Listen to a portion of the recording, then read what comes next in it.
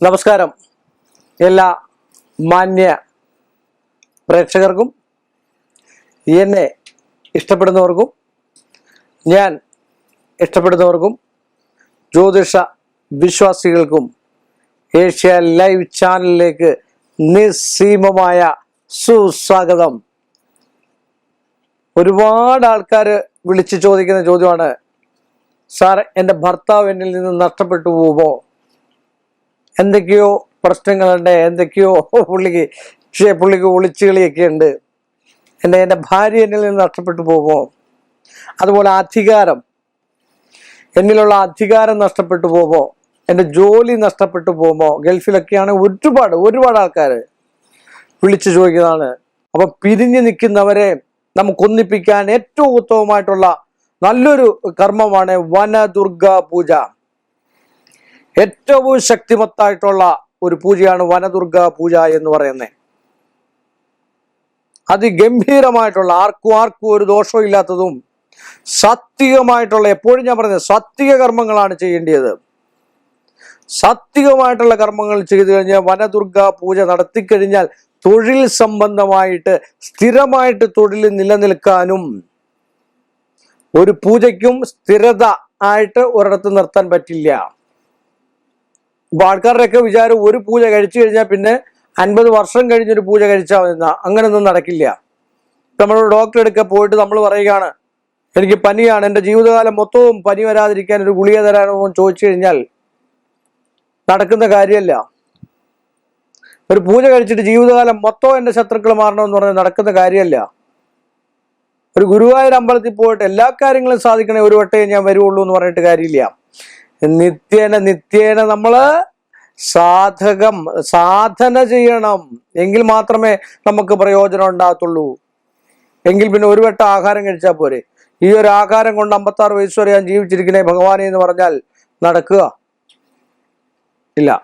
അങ്ങനെ തൊഴിൽ നഷ്ടമോ അധികാര നഷ്ടമോ, ഏതെങ്കിലും നല്ല കസേരയിൽ ഇരിക്കുകയാണെങ്കിൽ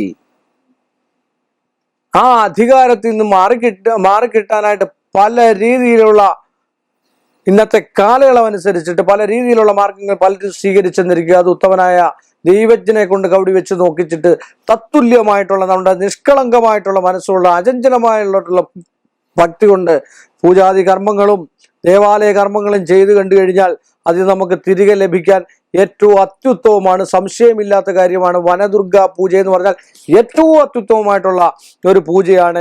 ഏത് രീതിയിൽ വേണേലും വനദുർഗ പല രീതിയിൽ പൂജ ചെയ്യാവുന്നതുണ്ട്. വനദുർഗ ക്ഷേത്രങ്ങളുണ്ട്. ഇതൊക്കെ ചെയ്ത് കണ്ടാൽ അധികാര ഉന്നതി ഉണ്ടാകാനും, ജോലി സ്ഥിരത ഉണ്ടാകാനും, കർമ്മമണ്ഡലത്തില്, അതുപോലെ ജീവിതത്തിൽ തന്നെ തിരിച്ചു വരാനും, ജീവിതത്തിൽ പുരുഷൻ നഷ്ടപ്പെട്ടിട്ടുണ്ടെങ്കിൽ ആ പുരുഷനെ ഏതെങ്കിലും രീതിയിൽ നിങ്ങളുടെ സമയത്തിന്റെ ദോഷത്തിന്റെ കാഠിന്യം കൊണ്ടായിരിക്കാം ഒരു മാറ്റം, ഒരു വഴക്കുകൾ ഉണ്ടായി ഒന്ന് മാറി നിൽക്കുക. ഒരു ഭാര്യ മാറി നിന്നാൽ, ഭർത്താവ് മാറി നിന്ന് കഴിഞ്ഞാൽ ചിലപ്പോൾ ഏഷണി കൊണ്ടായിരിക്കും, പരദൂഷണം കൊണ്ടായിരിക്കും, അയൽപക്കം മൊത്തം ഏഷണിയായിരിക്കാം. ഇതൊന്നും നമ്മൾ ശ്രദ്ധിക്കേണ്ട. ഭഗവാനെ മാത്രം ചിന്തിക്കുക.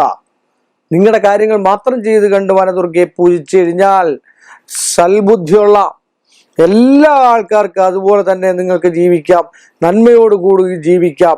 ഈ പ്രശ്നങ്ങൾ വരുമ്പോൾ മാത്രം പൂജകളും വഴിപാടുകളിനെയും സമീപിക്കാതെ നിത്യവും ഉപാസിച്ചാൽ ഇതൊന്നും ഉണ്ടാവില്ല.